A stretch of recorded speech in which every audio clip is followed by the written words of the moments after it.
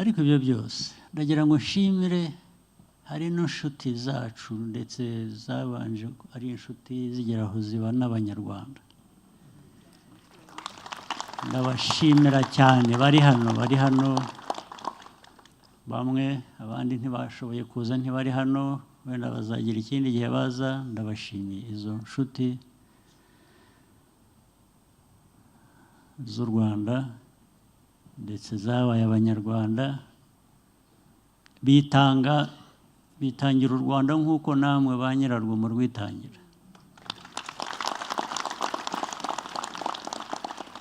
Ariko iby'u Rwanda n'abanyarwanda kurwitangira biri mu mateka yacu tumaze twubakana, ndetse n'ubu bikaba bigeze no mu rubyiruko nyine rwahoze ruvugwa, Gen Z. Urubyiruko ruragenda rufata imico y'abakuru babo, y'ababyeyi babo mu gukorera igihugu.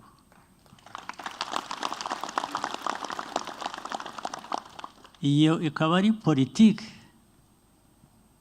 ijyanye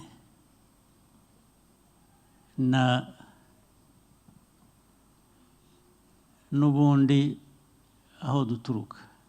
Ariko ngeze ahangaha, reka noneho mpamagare ese abakuru ba politiki, bitwa ya politiki dukorana bari hano, bahageze. Aha, nagira ngo byereke ko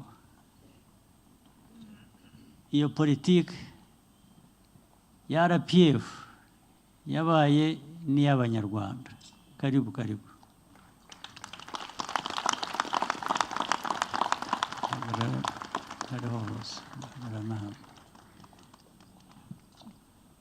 Nagira ngo mbashimire mu izina rya RPF, mu izina ry'abanyarwanda, ndetse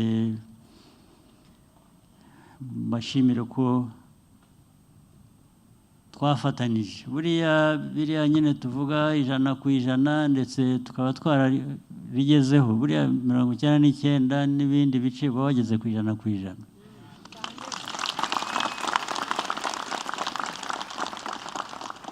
Impamvu biba 100% harimo n'abayoboke b'imitwe ya politiki dukorana.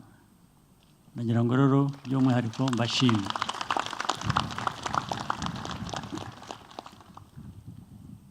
Uko twubaka igihugu rero ni ukuhe? Ni ukugishyira hamwe,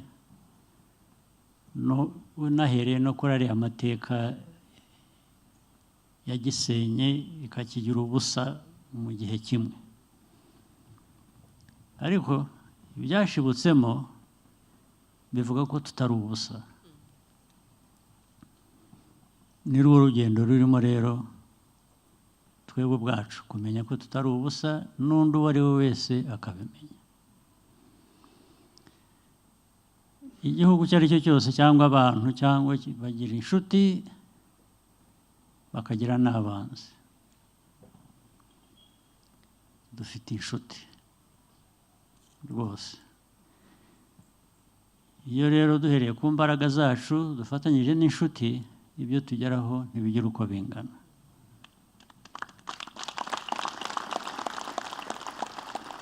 Ariko mu muco wa RPF ntabwo twirara,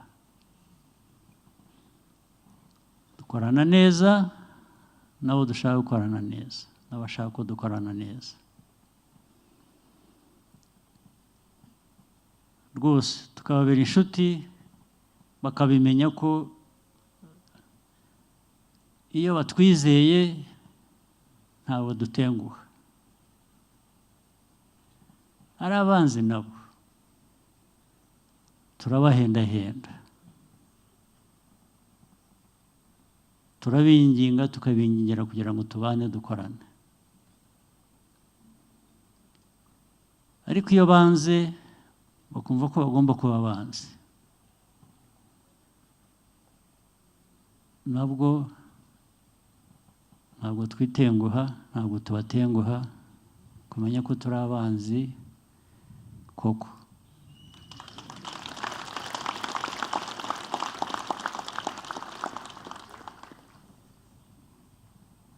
nabivuga ngo bivuge no mu Cyongereza.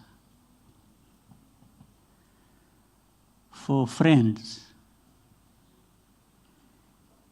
we are very good friends. They should rely on us. We won't disappoint. We won't disappoint our friends. For our adversaries, for those who don't wish us well, we always extend a hand of cooperation. We always show them that we can actually work together.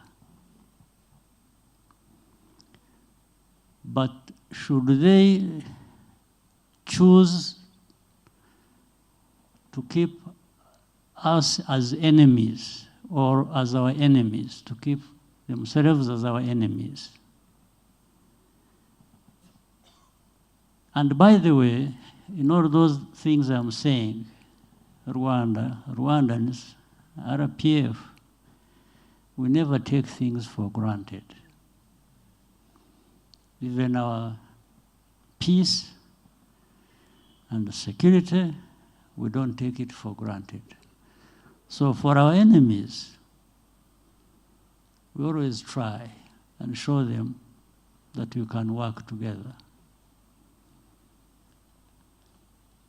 But should they choose to keep us as enemies, we also make sure that we don't disappoint.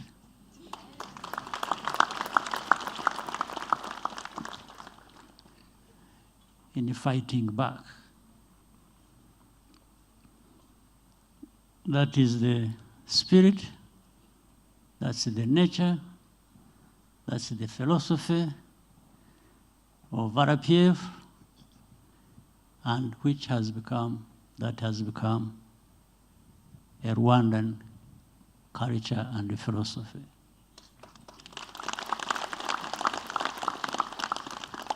Whether you belong to RPF or to other political groups, I think we have all become one. As I was just talking about these leaders standing here before us, who have joined with RPF, joined hands, and we are building the country in the right direction.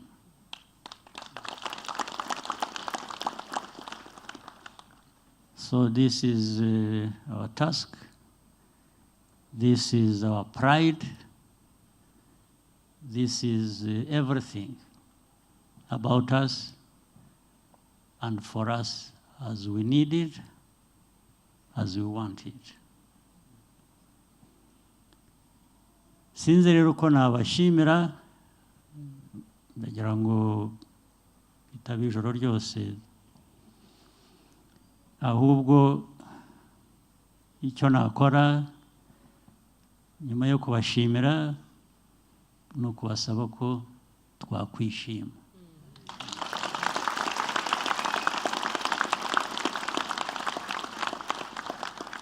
Mwarakoze cyane pe, mbisubiremo, kandi ukomeze utubere umuco uzatugeza no ku bindi tutarageraho, tukifuza kugeraho, bityo bikomeze bituviremo imbaraga za buri gihe.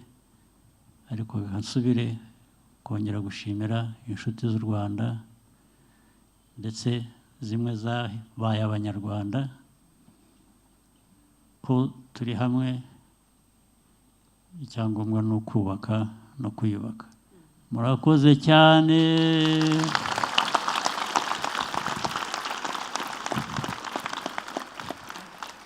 Njye ntabwo nzi kuririmba, nari kubaririmbira ariko mwakoze.